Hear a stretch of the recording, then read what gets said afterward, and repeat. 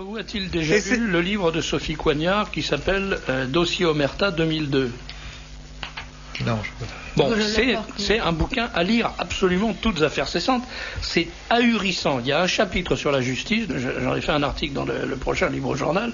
Il y a un article sur la justice qui est, renversant, sur le désordre des affaires judiciaires, sur la présence au sein du système judiciaire français de magistrats, c'est-à-dire de juges, magistrats instructeurs, juge de première instance, juge de correctionnel, juge au pénal, juge d'application des peines, procureurs, substituts, qui sont des voleurs, des violeurs, des pédophiles, des drogués, des pédomanes, des pédomanes, oui, des drogués, des trafiquants de mobilier volé.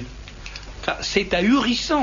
Mais il y a plus grave que ça. Je n'ai pas fini, Jean. Ces gens-là, raconte Sophie Coignard, sont pris. Ils sont c'est-à-dire qu'on les connaît, on sait qui ils sont. Il n'est pris contre eux aucune sanction pénale. La pire des sanctions qu'on prend contre eux, c'est de les déplacer d'un ressort dans un autre. Et elle raconte une histoire que j'ai reprise dans le livre journal, tellement elle m'a paru inimaginable. Un juge d'instruction, un juge d'application des peines, extrait de sa prison un trafiquant de drogue, l'embauche comme chauffeur, le loge chez lui fait une fausse ordonnance de mise en liberté provisoire, avec laquelle le trafiquant de drogue en question vit à l'extérieur, ce qui lui permet de séduire une autre magistrate, également juge d'application des peines. Comme il vit à l'extérieur, il monte une bande de braqueurs de camions qui sévit sur les autoroutes. Il se fait piquer par les gendarmes qui ne comprennent pas comment ce type qui est en prison peut être en même temps chef d'un gang de braqueurs de camions. Donc ils l'arrêtent, et puis ils établissent, ils trouvent la vérité.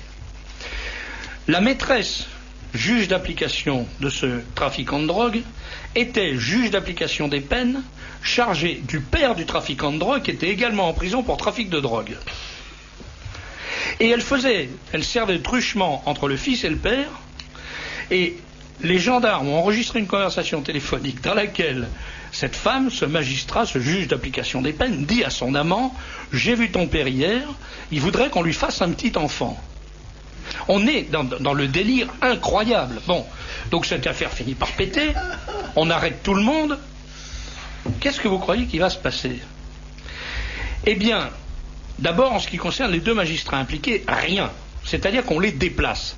Le magistrat juge d'application des peines qui exerçait dans le Midi est envoyé exercer dans la banlieue parisienne, où il met du beurre, il est dans la banlieue parisienne en activité à l'heure actuelle, et il met un peu de beurre dans les épinards en donnant des conférences au patronat français pour expliquer au patron français comment il faut se comporter devant un magistrat si on risque d'être mis en examen. Non mais on croit rêver, non? La magistrate, elle est toujours en activité, mais ailleurs. Mais le trafiquant de drogue qui a été arrêté, qu'est-ce qui lui est arrivé? Sur quoi a-t-il été arrêté? Il a été arrêté sur une écoute téléphonique. Or, cette écoute téléphonique a été jugée illégale. Procédure supprimée. Voilà. Annulée. La procédure a été supprimée. Et donc ce type qui était trafiquant de drogue en prison, libéré sur une fausse ordonnance de juge, et chef d'un gang de camionneurs, il a été remis en liberté. Et Dieu merci quand même, parce qu'il y a un petit peu de morale dans cette histoire, il s'est fait finalement arrêter dans un nouveau trafic de drogue. Et en ce moment, il est en prison. Mais les deux magistrats qui sont dans cette affaire, les complices évidents de ces voyous, sont non seulement en liberté, non seulement n'ont eu aucune sanction pénale, mais ils n'ont même pas eu de sanction professionnelle, ils ont simplement été déplacés. Et ce sont ces gens-là, quand on comparaît devant eux, qui nous font la morale, qui nous disent: monsieur, vous comparaissez devant moi pour infraction à la loi sur la haine raciale, parce que vous avez trouvé qu'il y avait trop d'immigrants en France, c'est inacceptable, je vais vous triquer ferme, et ils vous collent 100 000 francs d'amende, gros comme une maison. Mais c'est invraisemblable. Enfin, ça appelle la révolution, bon sang. Mais mon cher Serge, je disais qu'il y a plus grave.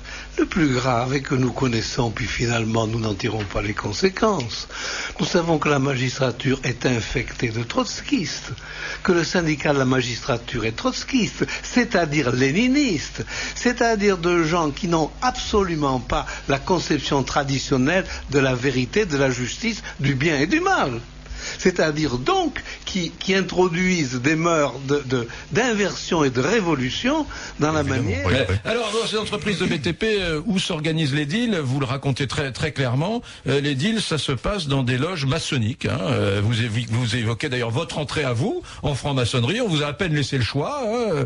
Voilà, t'es élu, t'es dans le Pas-de-Calais, t'es maire d'Hénin-Beaumont, qui est la 5e ville du Pas-de-Calais, ben, tu vas rentrer en franc-maçonnerie. Voilà, alors vous dites, chacun a une fonction dans les loges, qui peut en intéresser un autre. L'un est entrepreneur dans le bâtiment, l'autre donneur d'ordre, maître d'ouvrage, un autre est maire, directeur de société d'économie mixte, un autre est architecte. Rien n'est laissé au hasard. Tous les maillons sont présents pour ne pas rater un marché, une candidature, un appel d'offres. Vous expliquez que c'est là qu'on dit, bon ben la crèche que je dois construire l'année prochaine, c'est toi. Quelqu'un vous rappelle, j'ai une entreprise d'électricité, etc. C'est pas la franc-maçonnerie que je dénonce. C'est que vous dénoncez, c'est la franc-maçonnerie organisée, vampirisée par le Parti socialiste dans votre département. Hein, voilà, encore une fois, bon, c'est la version franc-maçonnerie Bassaminier. Alors même si l'actualité récente nous a amené jusqu'au Carlton de Lille, où on voit une organisation là aussi bien huilée. Mais effectivement, on sait l'occasion lors des agapes d'échanger les cartes de visite. Hein, effectivement, les élus, les entreprises, tout le monde. Il y a des deals qui se font là. Il y a des deals qui se font pendant les réunions en franc-maçonnerie. Voilà.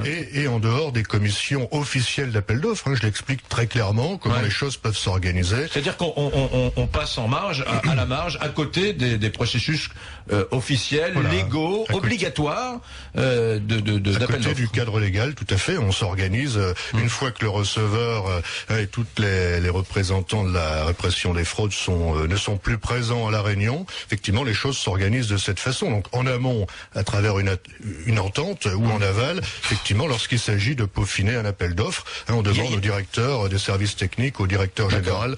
C'est une vraie mafia. On trouve tout de suite en direct de nos locaux à Paris le grand maître du Grand Orient de France, Guy Arcizet. Bonsoir. Bonsoir.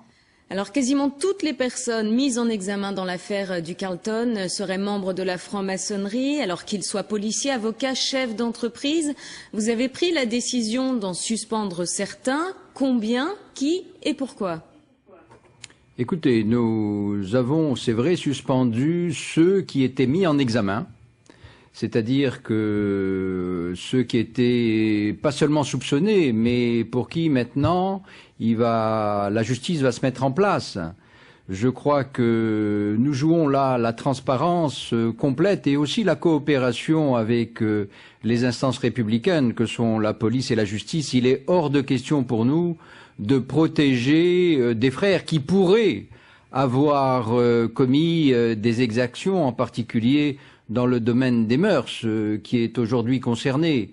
Je crois que là, nous serons clairs, tout en disant aussi, quand même, que aux frères et aux sœurs qui sont dans le Nord Picardie, qui sont aussi dans le Pas-de-Calais, qu'il va falloir garder leur calme, parce que, évidemment, de la même manière qu'une hirondelle ne fait pas le printemps, quelqu'un qui chez nous a commis des actes délictueux ne fait pas toute la franc-maçonnerie, bien sûr. Mais alors, comment expliquez-vous que le Grand Orient de France se retrouve au cœur de cette affaire ? Je l'explique pas. Je constate simplement qu'un certain nombre d'entre nous sont